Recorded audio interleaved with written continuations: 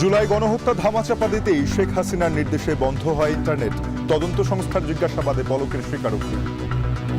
প্রধানমন্ত্রী এবং এই মামলাগুলোর প্রধান আসামি শেখ হাসিনার নির্দেশে সরাসরি প্রধানমন্ত্রীর কাছ থেকে নির্দেশনা আসার পরে তথ্য প্রতিমন্ত্রী নির্দেশ দিয়ে ইমিডিয়েটলি ইন্টারনেট শাটডাউন করো। নির্বাচনের সময়সীমা নিয়ে হতাশ বিএনপি। প্রধান উপদেষ্টা ও প্রেস সচিবের বক্তব্য পরস্পর বিরোধী, অভিযোগ মির্জা ফখরুলের। ডক্টর মোহাম্মদ ইউনূস নির্বাচনের সম্ভাব্য সময়সীমা 2025 সালের শেষ অথবা 2026 সালের প্রথম অংশ অনুষ্ঠানের কথা বলেন, যা একেবারেই অস্পষ্ট। অথচ তার প্রেস সচিব বলেন 2026 সালের জুন মাসের মধ্যে নির্বাচন অনুষ্ঠিত হবে, যা পরস্পর বিরোধী। D8-এর সভাপতির পদ মিশরের কাছে হস্তান্তর করবে বাংলাদেশ। সম্মেলনের সাইডলাইনে প্রধান উপদেষ্টার সঙ্গে পাকিস্তানের প্রধানমন্ত্রীর বৈঠক। এবং রাজনৈতিক অস্থিরতা দুর্যোগে মূল্যস্ফীতি বেড়ে অর্থনীতির গতি কমেছে বাংলাদেশের। ব্রিফিং IMF আগামী বছরের শেষে প্রবৃদ্ধির পূর্বাভাস।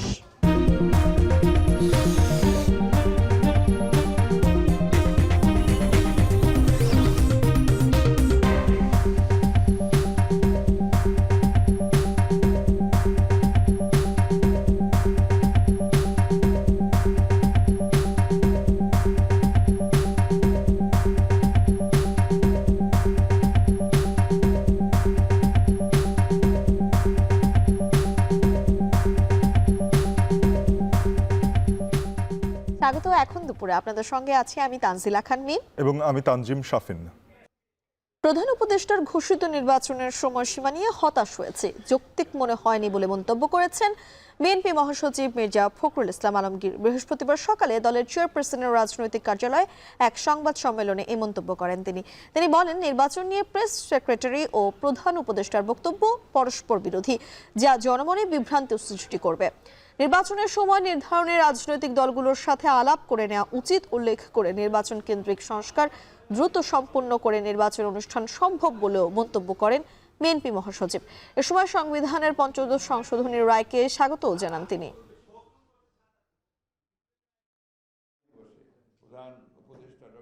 ডক্টর মোহাম্মদ ইউনূস নির্বাচনের সম্ভাব্য সময়সীমা 2025 সালের শেষ অথবা 2026 সালের প্রথম অংশ অনুষ্ঠানের কথা বলেন, যা একেবারেই অস্পষ্ট এবং নির্দিষ্ট সময়ের কোনো উল্লেখ নেই। অথচ তার প্রেস সচিব বলেন 2026 সালের জুন মাসের মধ্যে নির্বাচন অনুষ্ঠিত হবে, যা পরস্পর বিরোধী। সভা মনে করে এই ধরনের পরস্পর বিরোধী বক্তব্য আরও বিভ্রান্তি সৃষ্টি করবে। আদালত স্বীকৃতি দিয়েছেন যে নির্বাচিত পরবর্তী সংসদটি সংবিধান সংশোধনের একমাত্র উপযুক্ত ফোরাম। আমরা এই রায়কে স্বাগত জানাই, অ্যাপ্রিসিয়েট করি। এদিকে নির্বাচনের পর ফ্যাসিবাদ বিরোধী রাজনৈতিক দলগুলো নিয়ে বিএনপি জাতীয় সরকার গঠনের ঘোষণা দিলেও স্বৈরাচার বিরোধী আন্দোলনে থাকা দলগুলোর মধ্যে এ নিয়ে আগ্রহ কম দেখা যাচ্ছে। এদের মধ্যে জামায়াতের আগ্রহ নির্বাচন পূর্ব ঐক্যমতের সরকার গঠনে, আর যে কোনো সরকারই স্বেচ্ছাচারী হয়ে উঠতে পারে এমন আশঙ্কায় জাতীয় সরকারে না যাওয়ার মত অধিকাংশ ছোট দলের। জাওয়াদ মাহমুদের প্রতিবেদন। শুধুমাত্র ধারণা নয়, দিন তারিখ মাস ক্ষণ সহ সুনির্দিষ্ট একটি রোডম্যাপ তিনি আমাদের সামনে, জাতির সামনে প্রকাশ করবেন। যে আওয়ামী লীগের এবং ফ্যাসিবাদী যারা দোষর রয়েছে তাদের বিচারের আগে বাংলাদেশে কোনো ইলেকশন হবে না। একটা রোডম্যাপ দিবেন যে কিভাবে তিনি অতি দ্রুত একটা নির্বাচনের ব্যবস্থা করবেন। রাজনৈতিক দলগুলোর মধ্য থেকে দাবি উঠেছে যে নির্বাচনের রোডম্যাপ দিতে হবে। আমরা বলছি একটা রোডম্যাপে হবে না, দুটা রোডম্যাপ দিতে হবে। জুলাই গণঅভ্যুত্থানের আগে থেকেই বিএনপি, জামায়াত সহ ফ্যাসিবাদ বিরোধী রাজনৈতিক দলগুলো সরব ছিল তত্ত্বাবধায়ক সরকার পুনর্বহাল, ভোটাধিকার ফিরিয়ে আনা ও শেখ হাসিনা সরকারের পদত্যাগের দাবিতে। গণঅভ্যুত্থানে ফ্যাসিস্ট সরকার পতন ও অন্তর্বর্তী সরকার গঠনের পর রাজনীতির মাঠে নির্বাচন, রাষ্ট্র সংস্কারের ইস্যুগুলোতে বিভিন্ন দলের নেতাদের বক্তব্যে ধরা পড়ে ভিন্ন ভিন্ন অবস্থান ও পরস্পর বিরোধী সুর। রাজনীতির মাঠে পরিস্থিতি যখন এমন, এরই মধ্যে ৫৩তম বিজয় দিবসে জাতির উদ্দেশ্যে ভাষণে নির্বাচনের সম্ভাব্য সময় ঘোষণা করেন অন্তর্বর্তী সরকারের প্রধান উপদেষ্টা ডক্টর মোহাম্মদ ইউনূস। 2025 সালের শেষের দিকে নির্বাচন অনুষ্ঠান হয়তো সম্ভব হবে। সদস্যরা যুক্ত আছেন আমাদের সাথে। এমন প্রেক্ষাপটে রাজনীতির ময়দানে চর্চা আগামী সংসদে কি ধরনের সরকার গঠন হবে তা নিয়ে। সেই মুহূর্তে আবারও আলোচনায় বিএনপির প্রস্তাবিত জাতীয় সরকার। বর্ষিয়ান রাজনীতিবিদ ও বিএনপির নীতি নির্ধারকের কাছে প্রশ্ন ছিল, কেমন জাতীয় সরকার গঠন করবে তার দল। জাতীয় সরকারের কথা বলেছি, এটাও এ কাইন্ড অফ কোয়ালিশন সরকার হবে। আমরা ডিফাইন করেছি, পরিষ্কার করেছি যে যারা বিগত স্বৈরাচার ফ্যাসিস্ট সরকারের বিরুদ্ধে আন্দোলনরত ছিল তাদেরকে সঙ্গে নিয়ে একসাথে জাতীয় সরকার গঠন করা হবে। দীর্ঘদিন ফ্যাসিবাদ বিরোধী আন্দোলন ও বিএনপির সাবেক জোটসঙ্গী জামায়াত ইসলাম বলছে, জাতীয় সরকারের ধারণাটি তাদের কাছে অস্পষ্ট। নির্বাচনের পর জাতীয় সরকার গঠনের চেয়ে নির্বাচন পূর্ব ঐক্যতে জোর দিতে দেখা গেল জামায়াতের এই নীতি নির্ধারককে। বিএনপির জাতীয় সরকারের যে প্রস্তাব, এটি আমাদের কাছে খুব পরিষ্কার না। যদি নির্বাচনের আগেই একটা ঐক্যবদ্ধ নির্বাচন হয়, জাতীয় সরকার আগে একটা জাতীয় নির্বাচন ঐক্যবদ্ধ, তাহলে এই ধরনের এটার একটা ক্যারেক্টার এবং এনভায়রনমেন্ট ডিফারেন্ট হবে। সুতরাং নির্বাচন কতদিন পরে হবে তখনকার অপেক্ষাকৃত ছোট কিংবা ক্ষমতার রাজনীতিতে কম ভাগিদার দলগুলোর মুখেও শোনা গেল জাতীয় সরকার নিয়ে অনীহা। ফ্যাসিবাদ বিরোধী অন্য রাজনৈতিক দলের নেতারা বলছেন, নির্বাচন পরবর্তী যে কোনো সরকারেই স্বেচ্ছাচারী হয়ে উঠতে পারে, তাই জাতীয় সরকারে না যাওয়ার কথা বলছেন তারা। একবার ক্ষমতায় গেলে অনেক সময় দেখা যায় স্বেচ্ছাচারিতা আসতে পারে, কিন্তু পরিবেশ থেকেই যদি এই সংস্কারটা হতে পারে, সমন্বয়টা হতে পারে, জাতীয় সরকারের রূপ যদি আমরা দিতে পারি, তাহলে পরবর্তীতে আর এই সমস্যাটা থাকে না। জাতীয় সরকার খুবই একটা জটিল প্রক্রিয়া এবং অভ্যুত্থানের এত মাস পরে এই সময়ে এসে জাতীয় সরকার কিভাবে হতে পারে সেটার ব্যাপারে আসলে সকলকেই আবারও ঐক্যমত্যের ব্যাপার আছে। বিএনপির নেতৃত্বে যদি কোনো জাতীয় সরকারের কথা বলে, ওই বিএনপির যে মূল তার যে আদর্শ বা তার যে দাবিনামা বাস্তবায়নের জন্য ওই জায়গায় কমিউনিস্ট পার্টি থাকবে না। জনগণের কোঅপারেশন লাগবে, তবে জাতীয় সরকার নিয়ে রাজনৈতিক দলগুলোর পরস্পর বিরোধী অবস্থান যখন স্পষ্ট, তখন এই রাজনৈতিক বিশ্লেষকের পরামর্শ, দলগুলোর ঐক্যমত্যের ভিত্তিতে সরকার গঠন। পাশাপাশি বিএনপিকে জাতীয় সরকার নিয়ে রাজনৈতিক দলগুলোর সাথে খোলামেলা আলোচনা করার কথাও বলেন তিনি। ইলেকশনের আগে অ্যালায়েন্সে না যায় তো তারা পলিটিক্যাল যারা বিএনপি সঙ্গে জাতীয় সরকার মনে করে তারা গঠিত করতে পারে, তারা আগে থেকে আলোচনা করুক। তারা কনসেপ্টটা দিয়েছে, কিন্তু কেমন করে ফর্ম করবে, কি ফর্মুলা, সেগুলো নিয়ে তারা আলাপ করতে পারে। আপনি যদি এতগুলি সিট পান তাহলে আপনাকে এই দিব, এরকম একটা এগ্রিমেন্ট করতে পারে। আওয়ামী লীগের স্বৈরশাসনের অবসানের পর ভোট নিয়ে আগ্রহ তৈরি হচ্ছে গণমানুষে। রাজনৈতিক দলগুলো বলছে, যে প্রক্রিয়াতেই সরকার গঠন হোক, রাজনীতিতে মানুষের আস্থা ফিরিয়ে এনে ভোটমুখী করাই তাদের প্রধান কাজ। জাওয়াদ মাহমুদ, এখন, ঢাকা।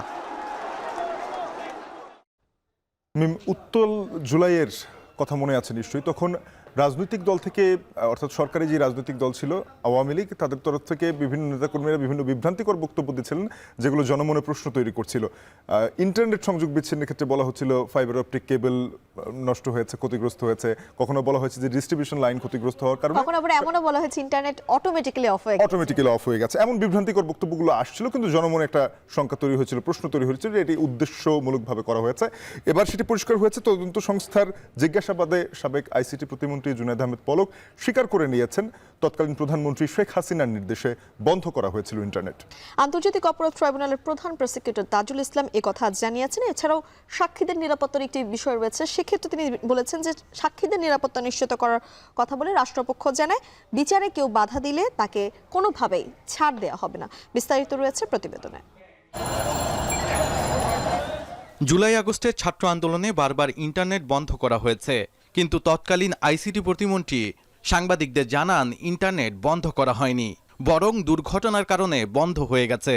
আমরা ইন্টারনেট বন্ধ করিনি, ইন্টারনেট বন্ধ হয়ে গেছে। গত বুধবার আন্তর্জাতিক অপরাধ ট্রাইব্যুনালের তদন্ত সংস্থার জিজ্ঞাসাবাদে সাবেক আইসিটি প্রতিমন্ত্রী পলক জানিয়েছেন, আন্দোলনের সময় ইন্টারনেট শাটডাউন করা হয়েছে শেখ হাসিনার নির্দেশে। বৃহস্পতিবার এসব কথা জানান আন্তর্জাতিক অপরাধ ট্রাইব্যুনালের চিফ প্রসিকিউটর। ইন্টারনেট বন্ধের যে নাটক করা হয়েছিল সেটি কোনো দুর্ঘটনা ছিল না। খায়ের টাওয়ার বা কোন টাওয়ারে আগুন লেগেছে এগুলোর কোনো ব্যাপারই ছিল না। সেখানে সে স্বয়ং স্বীকারোক্তি দিয়ে বলেছে বা নিজে স্বীকার করেছে যে এই ইন্টারনেট তদানীন্তন প্রধানমন্ত্রী এবং এই মামলাগুলোর প্রধান আসামি শেখ হাসিনার নির্দেশে সরাসরি প্রধানমন্ত্রীর কাছ থেকে নির্দেশনা আসার পরে তথ্য প্রতিমন্ত্রী নির্দেশ দিয়ে আইআইজি ইন্টারন্যাশনাল ইন্টারনেট গেটওয়ে, এই গেটওয়েদের একটা হোয়াটসঅ্যাপ গ্রুপ খোলা হয়। সেই গ্রুপে সরাসরি নির্দেশ দেওয়া হয় ইমিডিয়েটলি ইন্টারনেট শাটডাউন করো, এবং তাদেরকে এটা এনশিওর করতে বলা হয় যে করার পরে আবার জানাও যে ইট ইজ ডান। এই তথ্যগুলো আমরা বিভিন্ন সোর্স থেকে পেয়েছি, সেগুলো যাচাই বাছাইয়ের জন্য সেই সংশ্লিষ্ট আসামিকে আমরা জিজ্ঞাসাবাদ করেছি, তিনি এটা সত্যায়ন করেছেন। এদিন সকালে আন্তর্জাতিক অপরাধ ট্রাইব্যুনালে হাজির করা হয় সাবেক আইজিপি চৌধুরী আব্দুল্লাহ আল মামুন ও সাবেক সেনা কর্মকর্তা জিয়াউল হাসানকে। এরপর আরেকটি প্রিজন ভ্যানে হাজির করা হয় সাবেক এসপি জসিমউদ্দিন মোল্লা, আব্দুল্লাহ আল কাফি সহ 6 পুলিশ কর্মকর্তাকে। ট্রাইব্যুনালের চেয়ারম্যান বিচারপতি গোলাম মুর্তেজা মজুমদারের নেতৃত্বে 3 সদস্যের ট্রাইব্যুনালে 8 আসামি অভিযোগের বিষয়ে শুনানি হয়। শুনানি শেষে সাবেক আইজিপি আব্দুল্লাহ আল মামুন, আব্দুল্লাহ আল কাফি, শাহিদুল ইসলামকে জিজ্ঞাসাবাদের জন্য 1 দিনের অনুমতি দেওয়া হয়। একই সঙ্গে তাদের বিরুদ্ধে অভিযোগের তদন্তের অগ্রগতি প্রতিবেদন 2 মাসের মধ্যে দিতে বলা হয়েছে। সেটা 3 জনের ব্যক্তি, 3 জন আসামি, আব্দুল আল মামুন, শহীদুল ইসলাম এবং আব্দুল্লাহ আল কাফি, এদেরকে আমরা তদন্ত সংস্থার কাছে জিজ্ঞাসাবাদের জন্য আমরা সময় চেয়েছি। আগামী 26, 29 এবং 30 এই 3 দিন আলাদা আলাদাভাবে প্রত্যেককে জিজ্ঞাসাবাদ করা হবে। এই জিজ্ঞাসাবাদের প্রধান উদ্দেশ্য হচ্ছে তাদের কাছে সংরক্ষিত যে সমস্ত তথ্যাদি আছে এবং তাদের ব্যাপারে আমরা তদন্ত সংস্থা যে সমস্ত তথ্যাদি পেয়েছে সেগুলো যাচাই করা, সেগুলোর ব্যাপারে তাদের বক্তব্য গ্রহণ, তাদের মোবাইল ফোনগুলো চেক করা, মোবাইল ফোনের মধ্যে সেগুলো ফরেন্সিক করা, সেগুলোর জন্য সেগুলোকে চাওয়া। এই বিষয়গুলোর মাধ্যমে আমরা তদন্তে প্রাপ্ত তথ্যাদি ক্রস চেক করা এবং তাদের বক্তব্যটা জানা, এগুলো আমাদের জন্য জরুরি। সেই কারণে আমরা তাদের জিজ্ঞাসাবাদ করব। ট্রাইব্যুনালের মামলার সাক্ষীদের টার্গেট করে খুন করার অভিযোগ করেছে চিফ প্রসিকিউটর। বিচারে কেউ বাধা দিলে কাউকে ছাড় দেওয়া হবে না বলে হুঁশিয়ারি দেন রাষ্ট্রপক্ষ। ট্রাইব্যুনালের কাছে যাওয়ার আগে আইন শৃঙ্খলা রক্ষাকারী বাহিনীকে বলবো যে এই ট্রাইব্যুনালের প্রত্যেকটি সাক্ষী আইন দ্বারা প্রোটেক্টেড। তাদের নিরাপত্তা দিতে যদি আমাদের আইন শৃঙ্খলা রক্ষাকারী বাহিনী ব্যর্থ হয়, তাদের বিরুদ্ধে কিন্তু আমরা অ্যাকশনে যাব।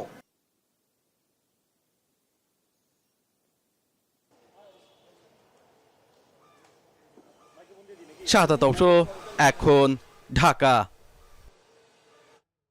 কে বা কারা হত্যা করেছে গণঅভ্যুত্থানে অংশ নেওয়া শিক্ষার্থীদের?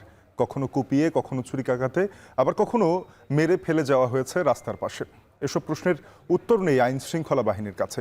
48 ঘন্টার মধ্যে এই প্রশ্নের উত্তর না পেলে রোববার প্রধান উপদেষ্টার বাসভবনের সামনে আমরণ অনশন কর্মসূচি পালন করবে ইনকিলাব মঞ্চ। 5 শিক্ষার্থী হত্যার বিচার দাবিতে বিক্ষোভ করেছে আরও কয়েকটি ছাত্র সংগঠন। আরিফ হোসেনের প্রতিবেদন। গাজীপুরের কালিয়াকৈরে চলতি মাসের 12 তারিখ ভোর 5টার দিকে শিহানকে কুপিয়ে হত্যা করে দুর্বৃত্তরা। অন্যদিকে 14 তারিখে নারায়ণগঞ্জে ছিনতাইকারীর ছুরিকাঘাতে প্রাণ হারান এআইইউবির ছাত্র সীমান্ত। মাত্র 2 দিনের ব্যবধানে 16 ডিসেম্বর নারায়ণগঞ্জের রূপগঞ্জ লেক থেকে সুজানা নামের এক তরুণীর মরদেহ উদ্ধার করে পুলিশ। এছাড়া পৃথকভাবে হত্যা করা হয় আরও 2 শিক্ষার্থীকে। এরপরেই গুপ্ত হত্যার বিষয়টি আলোচনায় আসে। প্রশ্ন ওঠে, কারা খুঁজে খুঁজে হত্যা করছে গণঅভ্যুত্থানের সামনের সারিতে থাকা এসব শিক্ষার্থীদের? ছাত্রদের বিভিন্ন সংগঠন সোচ্চার হয় গুপ্ত হত্যার বিচারের দাবিতে। এ নিয়ে সংবাদ সম্মেলন ডাকে ইনকিলাব মঞ্চ। এ সময় অভিযোগ করা হয় বিপ্লবীদের নিরাপত্তা দিতে ব্যর্থ হয়েছে সরকার। শিক্ষার্থীরা টার্গেট কিলিংয়ে শিকার হচ্ছে বলে অভিযোগ ইনকিলাব মঞ্চের মুখপাত্রের। হত্যাকারীদের খুঁজে বের করা না হলে প্রধান উপদেষ্টার বাসভবনের সামনে আমরণ অনশনেরও ডাক দেন তারা। জুলাই আন্দোলন ব্যর্থ হলে সে দায় সকল রাজনৈতিক দলের বলেও মন্তব্য করেন এই ছাত্রনেতা। প্রাইভেট বিশ্ববিদ্যালয়কে টার্গেট করার একমাত্র কারণ ঢাকা ইউনিভার্সিটি বা জগন্নাথ বা জাহাঙ্গীরনগর পাবলিক ইউনিভার্সিটিগুলোর হল আছে, আপনারা জানেন। এখানে যদি তারা কোনো একটা অকারেন্স করে ফেলে তাহলে সম্মিলিত প্রতিরোধ শুরু হবে। যেহেতু প্রাইভেট ইউনিভার্সিটিগুলোর হল নাই, তারা সারা ঢাকায় বিভিন্ন জায়গায় ছড়িয়ে ছিটিয়ে থাকেন। সুতরাং তাদেরকে টার্গেট কিলিং করলে একসাথে কোনো একটা আন্দোলন তৈরি হবে না। এদিকে এই ধরনের গুপ্ত হত্যার প্রতিবাদ জানিয়েছে সাধারণ শিক্ষার্থীরা। গণঅভ্যুত্থানে বেসরকারি বিশ্ববিদ্যালয়ের শিক্ষার্থীদের বেশি অবদান ছিল, তাই আওয়ামী লীগ ও এর অঙ্গ সংগঠনের নেতারা পরিকল্পিতভাবে এই হত্যাকাণ্ড ঘটাচ্ছে বলে দাবি তাদের। বেসরকারি বিশ্ববিদ্যালয়ের ছাত্ররা মারা যাচ্ছেন, এটা আসলে কোনো দিক থেকে ভালো লাগে না। কিন্তু অন্যদিকে আমরা দেখছি যে এই সময় এরকম এই টাইমে সন্ত্রাসী সংগঠন, নিষিদ্ধ সন্ত্রাসী সংগঠন ছাত্রলীগের লোকজনেরা বিভিন্ন রকম প্রেস রিলিজ দিচ্ছে। গতকাল রাতেও প্রেস রিলিজ দেওয়া হয়েছে এবং আমরা ভিডিও দেখেছি যেখানে হচ্ছে জুম মিটিংয়ে বলতেছে যে এরকম মানুষজনদেরকে হত্যা করলে আসল মুক্তিযোদ্ধা হতে পারবেন। বাংলাদেশ ছাত্রলীগ কিন্তু সরাসরিভাবে তাদের একটা ভিডিও ভাইরাল হয়েছে, সরাসরিভাবে বেসরকারি বিশ্ববিদ্যালয়ের ছাত্রদেরকে হত্যার যেই নীল নকশা তারা বাস্তবায়ন করতে চায়, ওই নীল নকশার অংশ হিসেবে আমরা মনে করি যে আমাদের বেসরকারি বিশ্ববিদ্যালয়ের উপরে অতর্কিত হামলা, গুপ্ত হত্যার মতো এই কাজগুলো করা হচ্ছে। দ্রুত অভিযুক্তদের বিচারের আওতায় আনা না হলে অপরাধীরা আরও বেপরোয়া হয়ে যাবে বলে মন্তব্য সাধারণ শিক্ষার্থীদের। আরিফ হোসেন, এখন, ঢাকা। নগর পরিবহন প্রকল্পের দিন শেষ। আগামী ফেব্রুয়ারি থেকে 42টি রুটে গ্রিন ক্লাস্টার নামে নতুন পরিবহন ব্যবস্থা চালুর সিদ্ধান্ত নিয়েছে সড়ক পরিবহন ও সেতু মন্ত্রণালয়।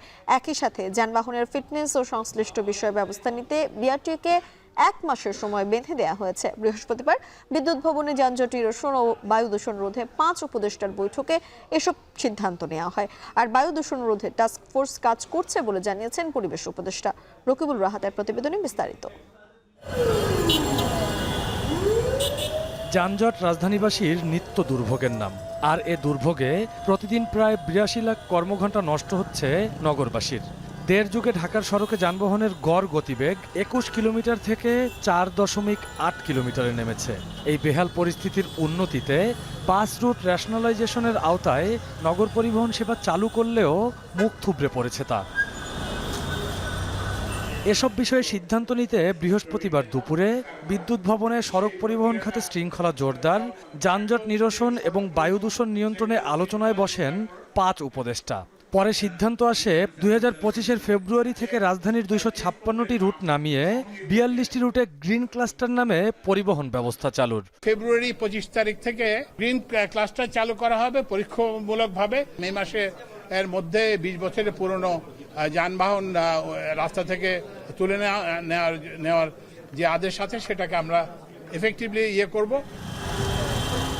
এছাড়াও সব ধরনের যানবাহনের ফিটনেস নিশ্চিত করতে বিআরটিএকে 1 মাসের সময়সীমা বেঁধে দিয়েছে সড়ক পরিবহন ও সেতু মন্ত্রণালয়। এই যে গাড়ির যে ফিটনেস, এটা এফেক্টিভলি হতে হবে, কারণ এই যে ফিটনেস নিয়ে এত কালো ধোঁয়া নিয়ে বেরোয় কিভাবে। বিআরটিসি চেয়ারম্যান সহ তারা যদি ধরেন 1 মাসের মধ্যে ব্যবস্থা না করতে পারে, কিন্তু যদি বলতে পারে যে আমাদের এই পরিকল্পনা এবং এই তারিখের মধ্যে আমরা এটা করব, না হলে কিন্তু হেডস উইল রোল, ওখানে কিন্তু ব্যাপক আপনারা পরিবর্তন দেখবেন। এদিকে যানজট নিরসনে সবার সম্মিলিত সহযোগিতা চেয়েছেন পুলিশ মহাপরিদর্শক। এটা দীর্ঘদিনের সমস্যা এবং এটা নিয়ে আলাপ আলোচনা হাজার হাজার ঘন্টা হয়েছে। তা আমরা এই জায়গাটাই চাই যে আমরা কতটুকু করতে পারি আমরা সবাই মিলে। তো সেই চেষ্টাটাই আমি মনে করি, আমি প্রতিশ্রুতি দিচ্ছি এই চেষ্টাটাই আমরা আস্তে করব। এদিকে ঢাকা দক্ষিণ সিটি তাদের আওতাধীন সড়ক মেরামতে আরও 6 মাস সময় চেয়েছে। এই বিষয়ে জানতে চাইলে পরিবেশ উপদেষ্টা রিজওয়ানা হাসান বলেন, বায়ু দূষণ কমাতে একটি টাস্ক ফোর্স গঠন করা হয়েছে। এই যে টাস্ক ফোর্সটা হয়েছে, টাস্ক ফোর্স কতগুলো কাজ করবে যেটা জনদুর্ভোগ কমাতে পারবে, কিন্তু বায়ু দূষণ কমানো 1 মাস 2 মাস 1 বছরের ব্যাপার না। সাধারণ মানুষকে মাস্ক ব্যবহারের পাশাপাশি বাসায় এয়ার পিউরিফাই ব্যবহার করারও পরামর্শ দিয়েছেন তিনি।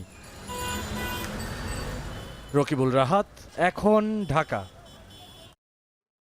পিলখানা হত্যাকাণ্ডে 57 সেনা কর্মকর্তার হত্যাকে মানবতাবিরোধী অপরাধ হিসেবে শেখ হাসিনা সহ 58 জনের বিরুদ্ধে অভিযোগ দায়ের করা হয়েছে আন্তর্জাতিক অপরাধ ট্রাইব্যুনালে। এ বিষয়ে কথা বলছেন অভিযোগ দায়ের করা পরিবারের সদস্যরা। চলে যাচ্ছে সেখানে। রাইফেল ধ্বংস করার জন্য না, বাংলাদেশের সার্বভৌমত্ব ধ্বংস করার জন্য। পিলখানার ভিতরে, সরি আমি বলতে আমার কষ্ট হয়, যে পরিমাণ মানে আমার বাবা মাকে কেমনে মেরেছে আমি বলতে আমার বুকটা ফেটে যায়। আমাকে অফিসার বলেছিল, বাবা তুমি তোমার বাবা মার লাশ দেখো না, তুমি নিতে পারবা না বাবা। দেখতেই পারি নাই। যে নির্মমতা, যে বর্বরতা আপনারা কল্পনাও করতে পারবেন না। এটা আপনাদের বাবাদের সাথে হতে পারত, আপনার মায়ের সাথে হতে পারত, আপনার মেয়ের সাথে হতে পারত, আপনার ছেলের সাথে হতে পারত। একটাই অপরাধ ছিল তাদের, জানেন কি? তারা বাংলাদেশকে ভালোবাসতো, বাইরের শত্রু থেকে দেশকে রক্ষা করত। আর ওদের ষড়যন্ত্রে আমার বাবা এবং মা এবং বাকি সব অফিসার এটা শিকার, হত্যার শিকার। দোষ ছিল একটাই, সৎ ছিল। আমি একা একা বড় হয়েছি, 15 বছরে আমার যে পরিমাণ নির্যাতনের সম্মুখীন করতে হয়েছে আপনারা এটা জানেন না। কষ্ট হয়তো বা বলি না।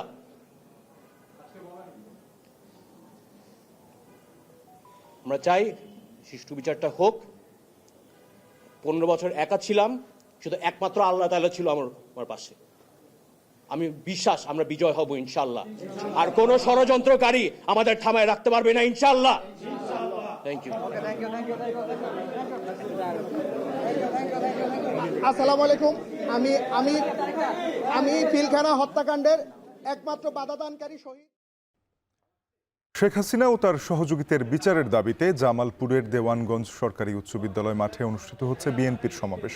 সমাবেশে দলে দলে আসতে শুরু করেছেন নেতাকর্মীরা। এই বিষয়ে জানাতে সমাবেশস্থল থেকে যুক্ত হয়েছেন সহকর্মী হারুনুর রশিদ। হারুন, জানাবেন যে সমাবেশে কেন্দ্রীয় নেতাদের কারা থাকবেন?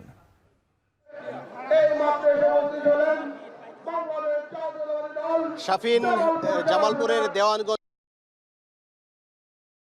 জেলা বিএনপির যে জনসমাবেশ, সেই জনসমাবেশে কিন্তু ইতিমধ্যেই দলে দলে লোকজন আসতে শুরু করেছেন। আমরা দেখতে পাচ্ছি যে সমাবেশের স্থল, বিশেষ করে যে দেওয়ানগঞ্জ উচ্চ বিদ্যালয়ের যে মাঠ, এই মাঠের কিন্তু অর্ধেক অংশ ইতিমধ্যেই কানায় কানায় পূর্ণ হয়ে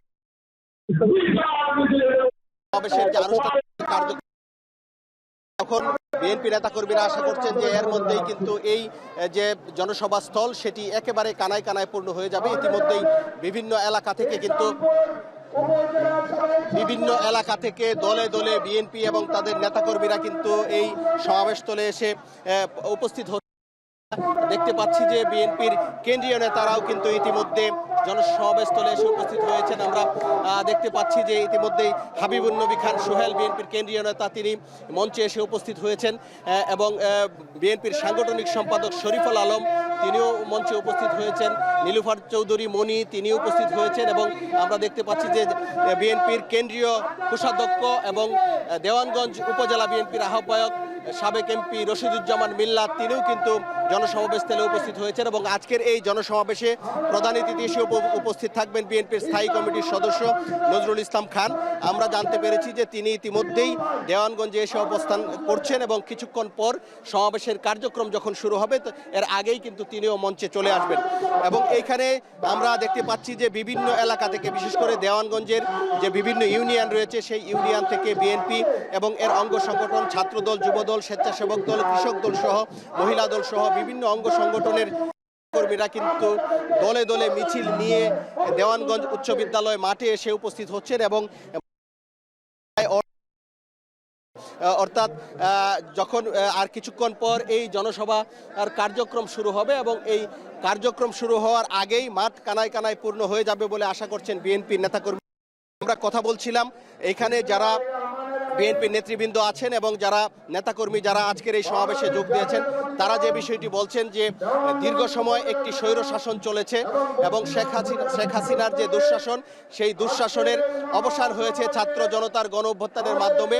এখন তারা শেখ হাসিনার বিচার এবং তার দোসরদের যে বিচার, সেই বিচার দাবি করছেন। এবং এই বিচারের দাবিতেই কিন্তু আজকে এই দেওয়ানগঞ্জ সরকারি উচ্চ বিদ্যালয় মাঠে এই সমাবেশটি হচ্ছে।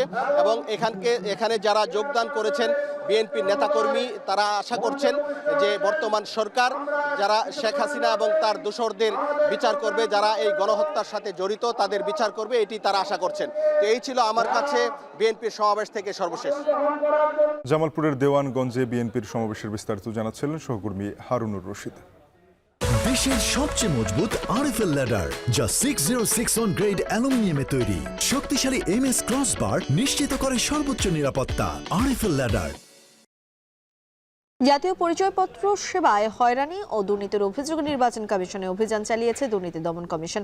দুদকের সহকারী পরিচালক আসিফ আল মাহমুদ এই অভিযানের নেতৃত্ব দেন। বৃহস্পতিবার দুপুরে রাজধানীর আগারগাঁওয়ে নির্বাচন ভবনে দুদকের একটি টিম অভিযানে আসে। এ সময় দুদকের সহকারী পরিচালক আসিফ জানান, এনআইডি সেবায় হয়রানি ও ঘুষ বাণিজ্যের অভিযান করা হয়েছে।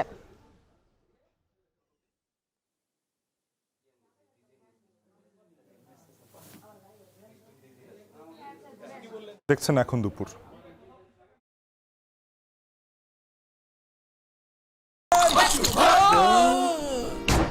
আমি এই চেয়ারে বসবো না। বাচ্চু ভাই, এই চেয়ারকে ভয় পেও না। ডেন্টিস্টের পরামর্শ নাও নতুন কোলগেট অ্যাক্টিভ সোল, যা দাঁতের সমস্যা শুরু হওয়া মাত্রই থামিয়ে দেয়। না থাকবে ব্যথা, না থাকবে ভয়। রাজনৈতিক অস্থিরতা ও দুর্যোগে মূল্যস্ফীতি বেড়ে অর্থনীতির গতি কমেছে বাংলাদেশের। ব্রিফিংয়ে এমন কথা জানিয়েছে আইএমএফ। তবে আগামী বছরের শেষে প্রবৃদ্ধি ভালো হওয়ার পূর্বাভাস দিয়েছে সংস্থাটি। তৃতীয় রিভিউ মিশনের সংবাদ সম্মেলনে এসব কথা জানিয়েছেন আইএমএফের মিশন প্রধান ক্রিস পাপাজর্জিও।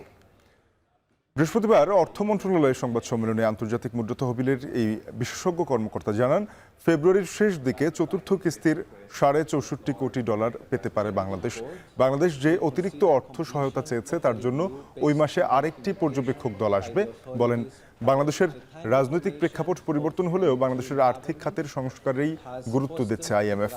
আর্থিক খাতের সংস্কার উদ্যোগে নিয়ে তিনি বলেন, সঠিকভাবে খেলাপি ঋণ চিহ্নিত করতে হবে, আর্থিক খাতে পুনর্গঠনের জন্য করতে হবে রোডম্যাপ। বাংলাদেশ ব্যাংকের স্বাধীনতা ও সুশাসনের প্রতিও জোর দেন তিনি। This challenge we see is because of the disruptions of the months of July and August, and also flooding, unprecedented flooding that we've seen in the country, in the northeast regions of the country. We are a macro institution. We have something we call the macro framework, where we assess the needs, and we call this the financing gap. Once there is a financing gap, then we talk to other international financial institutions like the World Bank, ADB, and even bilateral partners. প্রায় 1.5 মাস ধরে ভারতের রাজধানী নয়াদিল্লিতে বায়ুমানের চরম অবনতি আর সাম্প্রতিক শৈত্যপ্রবাহে নাকাল জনজীবন। বায়ুমান পর্যবেক্ষণকারী প্রযুক্তি প্রতিষ্ঠান আইকিউ এয়ার ইন্ডেক্সের তথ্য বলছে, মঙ্গলবার রাতে নয়াদিল্লির বায়ুমান ছিল 617, যা স্বাস্থ্যের জন্য অত্যন্ত বিপজ্জনক। এদিন রাজধানীর কোথাও কোথাও বায়ুমান 800 ছাড়াতে দেখা গেছে। সতীর্থ কর্মকার জানাবেন বাকিটা। ডিসেম্বরের সকাল, সূর্য উঁকি দিচ্ছে আকাশে। এই দৃশ্য দেখে যদি মনে করেন আর 5টা শীতের সকালের মতো কুয়াশার চাদরে ঢেকে আছে ভারতের রাজধানী নয়াদিল্লি, তাহলে ভুল করবেন। ফসলের আগাছা পোড়ানোর বিষাক্ত ধোঁয়া আর কুয়াশার সাথে মিলে তৈরি হয়েছে ধোঁয়াশার এই পুরো আস্তরণ বা স্মগ। রাজধানী নয়াদিল্লির বায়ুমান আরও তলানিতে পৌঁছে দিতে ভূমিকা রাখছে যানবাহন আর কলকারখানা থেকে নির্গত কালো ধোঁয়ার দূষণও।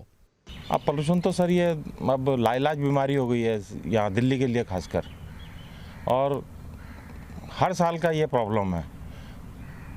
ये तो है नहीं कि इस साल ही है, पिछले साल भी था, उससे पिछले साल भी था, और अब आगे भी रहेगा। इसका कोई इलाज नहीं है। आँख में जलन होती है, सांस लेने में भी दिक्कत होती है, गले में जो है ना थोड़ा खांसते हैं जब सुबह सुबह बहुत ज़्यादा दिक्कत आती है, बलगम काला काला एकदम आता है। ঘন কুয়াশার কারণে যান চলাচল যেমন ব্যাহত হচ্ছে, তেমনি বাড়ছে স্বাস্থ্য ঝুঁকিও। শ্বাস প্রশ্বাসের সমস্যা, কাশি, বুকে কফ জমে যাওয়া, এমনকি চোখ জ্বালাপোড়া নিয়েও ভুগছেন দিল্লিবাসী। রাজধানীবাসীর ভোগান্তি বাড়াতে যোগ হয়েছে শীতের তীব্রতাও। মঙ্গলবার সকালে নয়াদিল্লির তাপমাত্রা 6 ডিগ্রি সেলসিয়াসেরও নিচে নেমে আসে। একই দিনে স্থানীয় সময় দুপুর 12টায় নয়াদিল্লির বায়ুমান ছিল 424 AQI। রাত বাড়ার সাথে সাথে যা পৌঁছে যায় 613-তে। বায়ুমান আর শৈত্যপ্রবাহের পরিসংখ্যানই বলে দেয় কতটা ঝুঁকিপূর্ণ অবস্থায় বাস করছে দিল্লিবাসী। পরিস্থিতির গুরুত্ব বিবেচনায় নিয়ে সোমবার থেকে 5ম শ্রেণী পর্যন্ত অনলাইন ও অফলাইনে সব ধরনের ক্লাস কমিয়ে আনার নির্দেশ দিয়েছে দিল্লি প্রশাসন। পরবর্তীতে 10ম থেকে দ্বাদশ শ্রেণী ব্যতীত সব শ্রেণীর ক্লাস শিডিউল শিথিল করা হয়েছে। এছাড়া সরকারি কর্মকর্তারা শুরুতে কর্মঘণ্টা কমানোর দাবি করলেও পরে 50% কর্মীকে বাড়ি থেকে অফিস করার অনুমতি প্রদানের আর্জি জানান। এমন বাস্তবতায় মঙ্গলবার আবারও কঠোর দূষণ নিয়ন্ত্রণ ব্যবস্থা চালুর ঘোষণা দিয়েছে দিল্লি সরকার। সরকারি নিষেধাজ্ঞার অধীনে সব ধরনের নির্মাণ এবং ভাঙার কাজ আপাতত বন্ধ রাখতে বলা হচ্ছে। এছাড়াও দিল্লির বায়ুদূষণ নিয়ে চাঞ্চল্যকর তথ্য দিয়েছে বিবিসি। শীর্ষ সংক্রামক বিশেষজ্ঞদের সাথে কথা বলে বিবিসি জানাচ্ছে, ভারতের এই বিষাক্ত বাতাস কোভিড-19 মহামারীর চেয়েও বড় প্রভাব ফেলতে পারে জনস্বাস্থ্যে। সতীর্থ কর্মকার, এখন বিশ্ব। সান ফার্নান্দো শহরে একটি প্রাইভেট বিমান বিধ্বস্ত হয়ে পাইলট সহ 2 জন নিহত হয়েছেন। উরুগুয়ে থেকে আসা এই বিমানটি রাজধানী বুয়েনোস আইরেসের কাছে নিয়ন্ত্রণ হারিয়ে একটি আবাসিক এলাকায় আছড়ে পড়ে এবং সঙ্গে সঙ্গেই এতে আগুন ধরে যায়। বিমানটি ফার্নান্দো বিমানবন্দরে অবতরণের সময় নিয়ন্ত্রণ হারিয়ে ফেলে। পরে দমকল কর্মীরা ঘটনাস্থলে এসে আগুন নিয়ন্ত্রণে আনে। মাঝারি আকারের বিজনেস জেটটি একটি পরিবারের ব্যক্তি মালিকানাধীন ছিল। বিধ্বস্তের আগে বিমানটি প্রায় 34 মিনিট আকাশে ছিল। গেল আগস্ট মাসে একই ধরনের বিমান দুর্ঘটনায় আরও একজন প্রাণ হারিয়েছেন।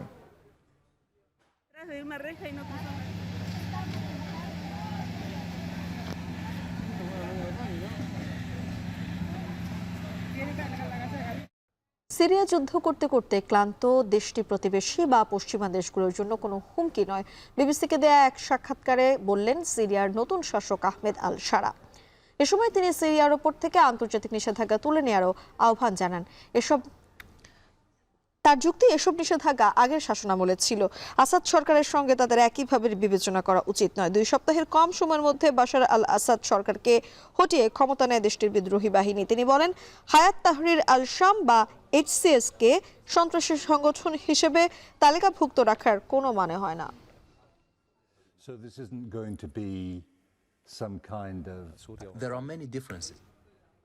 ইসরায়েলি বাহিনীর হামলায় গাজা উপত্যকায় অন্তত 16 জন ফিলিস্তিনি নিহত হয়েছেন, যাদের মধ্যে শিশুসহ একজন চিকিৎসকও আছেন। টানা 14 মাসে যুদ্ধে গাজা উপত্যকায় প্রাণহানি 45,000 ছাড়িয়েছে। ইসরায়েলি অবরোধের মুখে বেত হানুন, বেত লাহিয়া ও জাবালিয়ায় শরণার্থী শিবিরে মানবিক সংকট চরমে পৌঁছেছে। 70 দিনেরও বেশি সময় ধরে এসব অঞ্চলে পৌঁছানো যাচ্ছে না খাদ্য সামগ্রী। জাতিসংঘের মানবিক সহায়তার ট্রাক প্রবেশের অনুমতি আবারও প্রত্যাখ্যান করেছে ইসরায়েল। এদিকে ইসরায়েল ভূখণ্ড লক্ষ্য করে হুথি বিদ্রোহীদের নিক্ষেপ করা একটি ক্ষেপণাস্ত্র গুলি করে ভূপাতিত করার দাবি করেছে ইসরায়েলের সামরিক বাহিনী।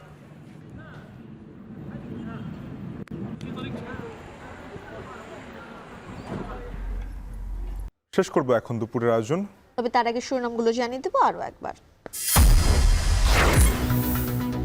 জুলাই গণহত্যা ধামাচাপা দিতে শেখ হাসিনার নির্দেশে বন্ধ হয় ইন্টারনেট, তদন্ত সংস্থার জিজ্ঞাসাবাদে পলকের স্বীকারোক্তি। প্রধানমন্ত্রী এবং এই মামলাগুলোর প্রধান আসামি শেখ হাসিনার নির্দেশে সরাসরি প্রধানমন্ত্রীর কাছ থেকে নির্দেশনা আসার পরে তথ্য প্রতিমন্ত্রী নির্দেশ দিয়ে ইমিডিয়েটলি ইন্টারনেট শাটডাউন করো। নির্বাচনের সময়সীমা নিয়ে হতাশ বিএনপি, প্রধান উপদেষ্টা ও প্রেস সচিবের বক্তব্য পরস্পর বিরোধী, অভিযোগ মির্জা ফখরুলের। ডক্টর মোহাম্মদ ইউনূস নির্বাচনের সম্ভাব্য সময়সীমা 2025 সালের শেষ অথবা 2026 সালের প্রথম অংশ অনুষ্ঠানের কথা বলেন, যা একেবারেই অস্পষ্ট। D8 এর সভাপতির পদ মিশরের কাছে হস্তান্তর করবে বাংলাদেশ। সম্মেলনের সাইড লাইনে প্রধান উপদেষ্টার সঙ্গে পাকিস্তানের প্রধানমন্ত্রীর বৈঠক। রাজনৈতিক অস্থিরতা ও দুর্যোগে মূল্যস্ফীতি বেড়ে অর্থনীতির গতি কমেছে বাংলাদেশে। ব্রিফিংয়ে IMF আগামী বছরের শেষে প্রবৃদ্ধির পূর্বাভাস। শেষ করছি এখন দুপুরে। এখন টেলিভিশন ওয়েবসাইটে দেখতে ভিজিট করুন www.ekhon.tv। এছাড়া যুক্ত থাকুন ফেসবুকে facebook.com/tv.ekhon এবং ইউটিউবে দেখতে ভিজিট করুন youtube.com/c/ekhon tv।